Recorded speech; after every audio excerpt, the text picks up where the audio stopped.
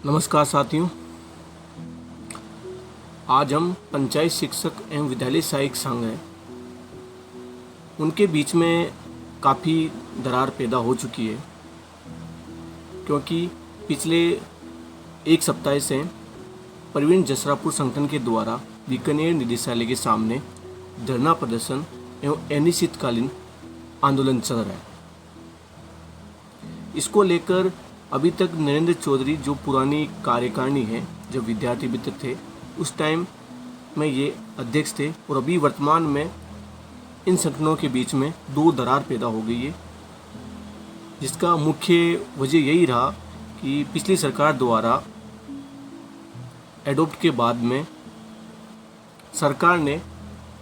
Trend untrained का मसला खड़ा कर दिया, जिसके आधार पर पंचायत शिक्षकों एवं विद्यालय सहायकों में काफ़ी असमंजस की स्थिति बनी रहती है, जिसमें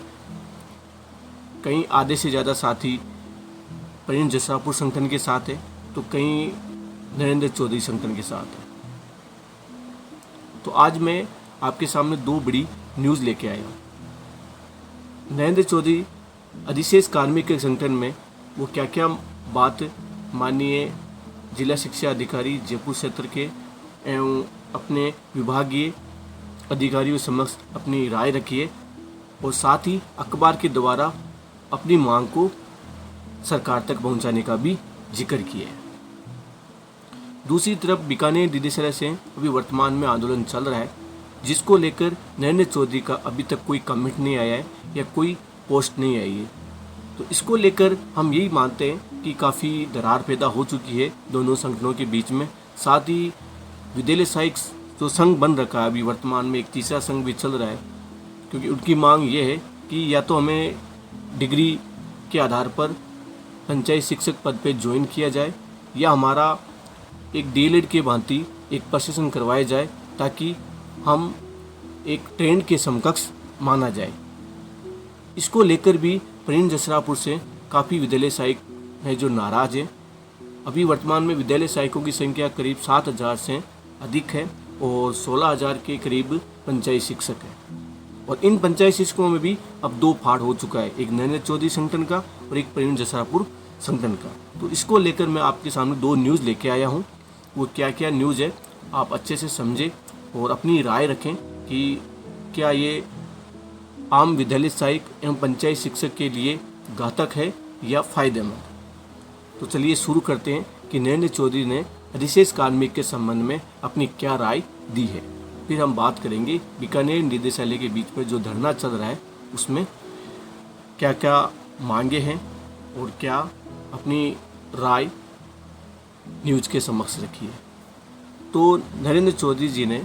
एक न्यूज़ लगाई है जयपुर भास्कर न्यूज़ में, तो उसके आधार पर हम चर्चा करते हैं कि माध्यमिक शिक्षा में काम कर रहे प्रदेश के 16,000 पंचायत शिक्षकों को प्रारंभिक शिक्षा में भेजने का मामला अटक चुका है, क्योंकि अभी 2 दिन पहले फिर से माध्यमिक शिक्षा निदेशक द्वारा आदेश कर दिया है कि अभी अधिशेष कार्मिकों का मामला एक बार स्थगित किया जाता है आगामी आदेश के लिए। तो फिर से जो ये समायोजन का मामला था और फिर से अटक चुका है। पिछले दिनों निकाले गए अधिशेष शिक्षकों के समायोजन के आदेश में इन पंचायत शिक्षकों को माध्यमिक शिक्षा में अधिशेष माना गया था, क्योंकि ये जो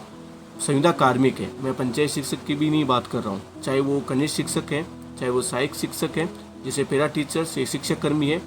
वो सभी अधिशेष कार्मिक है, क्योंकि अभी वो माध्यमिक शिक्षा में अपनी सेवाएं दे रहे और हैं वो कार्मिक किसके, प्रारंभिक शिक्षा के। आप एक बात को जरूर नोट कर लें, संविदा कर्मी का पद हमेशा अधिशेष कहलाएगा, और संविदा से अगर कोई कार्मिक अगर नियमित हो जाता है, यानी संविदा पद से कोई पद नियमित हो जाता है, फिर भी वो अधिशेष श्रेणी में आएगा, क्योंकि जैसे प्रबोधक पहले पैरा टीचर्स थे या शिक्षा कर्मी थे, उनको नियमित कर दिया, नियमित करने के बाद में वो प्रबोधक कहलाए, और वर्तमान में भी वो अधिशेष कार्मिक ही आते हैं, वो अधिशेष पद ही आता है। मैं आपको बता देता हूँ अधिशेष पद और अधिशेष कार्मिक में क्या अंतर है। अधिशेष पद वो होता है कि सरकार उसके लिए अलग से कोई वैकेंसी की घोषणा ना कर सके, जिसमें बेरोजगार फॉर्म ना लगा सके, या ये मान के चलिए साल 2 साल में उसके संबंधित कोई वैकेंसी आती रहे और बेरोजगार फॉर्म लगाते रहे और ज्वाइनिंग होती रहे, वो अधिशेष पद नहीं कहलाएगा। लेकिन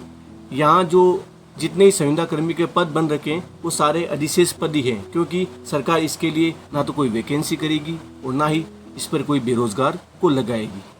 हाँ, अगर बेरोजगार को लगाती है तो जरूर प्रारंभिक शिक्षा विभाग में भी वो पद जब स्वीकृत हो जाएगा, पूरा स्वीकृत हो जाएगा, नए लड़कों को अगर लेने का प्रोसेस शुरू हो जाएगा तो वो अधिशेष पद से हट जाएगा। वो संविदा कर्मी पद है या वो नियमित पद है, अधिशेष पद से अधिशेष शब्द हट जाएगा। इस बात का आप नोट कर लें। बाकी जो नियमित कर्मचारी है, मैं प्रबोधक की बात नहीं कर रहा हूँ, अदर जो नियमित कर्मचारी है जो अध्यापक लेवल में काम कर रहे हैं वो अधिशेष कार्मिक कहला रहे, न कि अधिशेष पद कहला रहे, क्योंकि वो उसका जो पद बन रखा है वो प्रारंभिक शिक्षा विभाग में भी है और माध्यमिक शिक्षा विभाग में, लेकिन उसकी एक संख्या दर्शा रखी है कि जैसे माध्यमिक शिक्षा विभाग में लेवल फर्स्ट के 2 कार्मिक ही लग सकते हैं, अगर कोई तीसरा लग गया तो वो अधिशेष कार्मिक हो गया, नहीं कि वो अधिशेष पद हुआ। लेकिन अधिशेष पद वही कहलाता है जो पद अभी वर्तमान में स्वीकृत नहीं है और नए लड़कों को नहीं लेने की प्रक्रिया हो, वही अधिशेष पद कहलाता है। तो अगर आप नियमित भी होते हो फिर भी आप अधिशेष पद ही कहलाओगे। अगर सरकार इसके लिए स्वीकृत पद करके हमेशा के लिए वो पद सृजित कर देता है, फिर बेरोजगारों के लिए वैकेंसी निकालती है, जैसे 500 पद, 1000 पद, 1500 पद, जैसे थर्ड ग्रेड लेवल की, सेकंड लेवल की या फर्स्ट लेवल की अगर कोई वैकेंसी ऐसी है, उसी के आधार पर अगर कोई वैकेंसी आती है और उसमें नए लड़के, नए बेरोजगार साथी लगते हैं, फिर वो अधिशेष पद नहीं कहलाएगा। इस बात को आप नोट कर लें। तो अगर आप नियमित भी होते हैं तो भी आप अधिशेष पद ही कहलाओगे। ये शिक्षक वर्तमान में पीओ स्कूल में लगे हैं। यहाँ इन शिक्षकों के पद नहीं है, इसलिए इनको ग्रामीण क्षेत्र के प्रारंभिक शिक्षा के स्कूल में पोस्टिंग दी जानी थी, लेकिन शिक्षा विभाग ने अधिशेष शिक्षकों के समायोजन के लिए जारी कार्यक्रम को स्थगित कर दिया अभी 2 दिन पहले। इस कारण इनका समायोजन अभी वर्तमान में अटक गया। तो अब नरेंद्र चौधरी जी क्या कहते हैं कि माध्यमिक शिक्षा में हमें बिना पद लगा रखा है, क्योंकि हम जो कार्मिक हैं या हमारा जो पद है, कार्मिक नहीं कह सकते, हमारा पद कह सकते हैं, क्योंकि कार्मिक तो वो होता है अधिशेष जो किसी दूसरे पद पर कार्य कर रहा हो, जिससे वहाँ पद स्वीकृत दो, और तीसरा उसी पद पे कोई कार्मिक आ गया तो वो अधिशेष कार्मिक कहला रहा है। लेकिन अपन तो क्या है, अधिशेष पद है। प्रारंभिक शिक्षा विभाग में हम अध्यापक के पद के विरुद्ध लगाया जाएगा जो उचित है। हमें प्रारंभिक शिक्षा विभाग में भेजने का सरकार जो निर्णय है वो सही है। हमें जल्द ही प्रारंभिक शिक्षा में समायोजित किया जाए ताकि उन्हें राहत मिल सके। तो जो प्रदेश अध्यक्ष हैं नरेंद्र चौधरी, वो इस समायोजन के संबंध में अपने फेवर में हैं कि जल्द से जल्द हमें प्रारंभिक शिक्षा विभाग में भेजा जाए, हमें उसमें समायोजन किया जाए और हम अधिशेष जो प्रक्रिया चल रही है हम उनके फेवर में। अब हम बात करते हैं जो प्रवीण जसरापुर है, उनका आंदोलन चल रहा है पिछले 1 सप्ताह से, उसके बारे में हम चर्चा करते हैं। तो साथियों, ये आप देख सकते हो हेडिंग में कि राजस्थान पंचायत शिक्षक एवं विद्यालय सहायक संघ का धरना बीकानेर निदेशालय के आगे 6ठे दिन भी जारी। तो साथियों, मैं आपको बता देता हूँ ये जो धरना चल रहा है इसकी मुख्य 3 मांगे हैं। पहली मांग ये है कि हमारा पद सृजित किया जाए, यानी नियमित पद सृजित किया जाए। दूसरी मांग है जो हम पिछले कई वर्षों से यानी 2007-8 से हम विद्यार्थी मित्र अनुभव में हमने सेवाएं दी है, वो उस अनुभव को जोड़ा जाए। और फिर काफ़ी दबाव के बाद, यानी विद्यालय सहायक जो लगे थे 7000 विद्यालय सहायक अभी वर्तमान में हैं, उनके द्वारा काफ़ी दबाव के बाद में आखिर उन्होंने एक तीसरी मांग भी अपने मांग पत्र में शामिल की है। वो ये थी कि इन अनट्रेंड कार्मिकों को भी CLIS, DLIS, BLIS, BPED, CPED, PGDCA, O level अन्य जो भी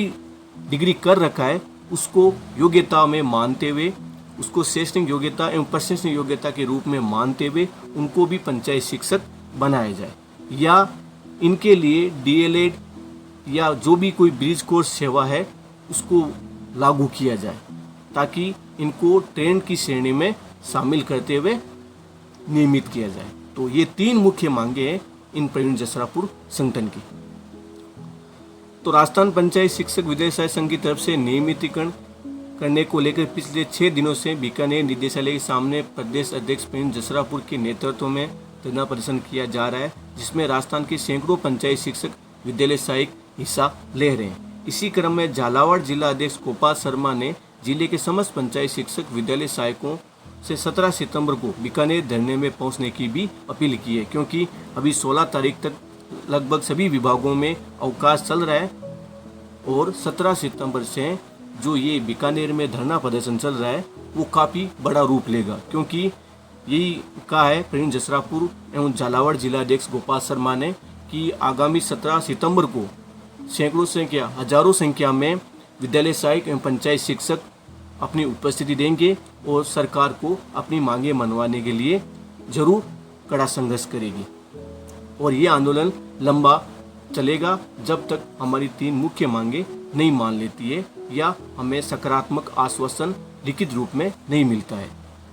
मीडिया प्रभारी इफ्तियार खान ने बताया कि जिला अध्यक्ष गोपाल शर्मा हरिवल्लभ मीणा ने जिले के समस्त ब्लॉक अध्यक्षों से कहा है कि 17 तारीख को जिले के समस्त पंचायत शिक्षक एवं विद्यालय सहायकों को साथ लेकर बीकानेर पहुंचकर धरना प्रदर्शन में शामिल होए और इस कार्यक्रम को सफल बनाए। तो साथियों, ये 2 मुख्य खबर थी आपके लिए। अगर आपको ये वीडियो पसंद आया तो ज़रूर इसे लाइक करिए, और अगर आप पंचायत शिक्षक विद्यालय सहायक हैं तो जरूर दोनों संगठनों को भेजिए ताकि संगठन में एकरूपता बनी रहे और नरेंद्र चौधरी इस आंदोलन में भाग लें, ताकि करीब 23,000 साथियों का भला हो सके एवं इस आंदोलन को मजबूत पक्ष मिल सके, ताकि जो मुख्य 3 मांगे हैं उन मांगों पर सरकार सकारात्मक बने। धन्यवाद।